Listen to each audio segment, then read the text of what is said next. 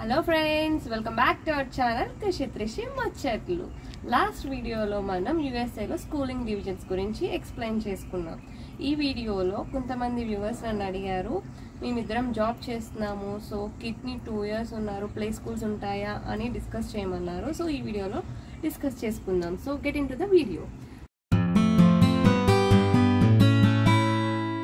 Play schools యూఎస్లో ఉంటాయండి, but మనకి అవి $1,300 పర్ మంత్ ఆన్ అండ్ యావరేజ్గా పడుతుంది.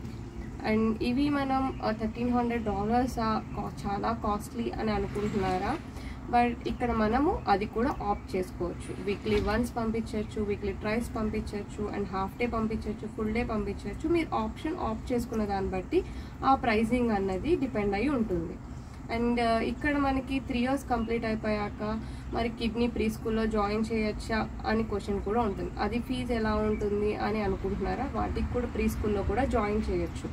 ఇక్కడ మేమున్న మిచిగన్ స్టేట్లో GSRP అని ప్రోగ్రామ్ ఉంటుంది. ఆ ప్రోగ్రామ్ కనుక మన కిడ్ ఎలిజిబుల్ అయితే వాళ్ళకి ప్రీ స్కూల్ ఫ్రీ ఆఫ్ కాస్ట్లో వెళ్ళొచ్చు.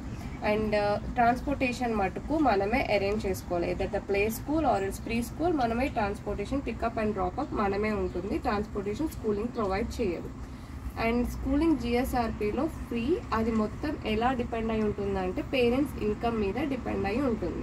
మనం కనుక వాళ్ళు ఒక స్లాబ్ ఉంటుంది, ఇన్కమ్ స్లాబ్, అందులో కనుక మన ఎలిజిబిలిటీ ఉంటే కనుక మనకి ఆ ప్రోగ్రామ్ త్రూ వెళ్ళొచ్చు. అది కూడా ఫ్రీ ఆఫ్ కాస్ట్లో వెళ్ళొచ్చు. ఈ ప్రోగ్రామ్ గురించి డీటెయిల్గా మీకు నెక్స్ట్ వీడియోలో మీకు ఎక్స్ప్లెయిన్ చేస్తాను. ఈ వీడియో మీకు నచ్చింది అనుకుంటున్నాను. నచ్చినట్లయితే please subscribe to our channel. Thank you for watching. Bye.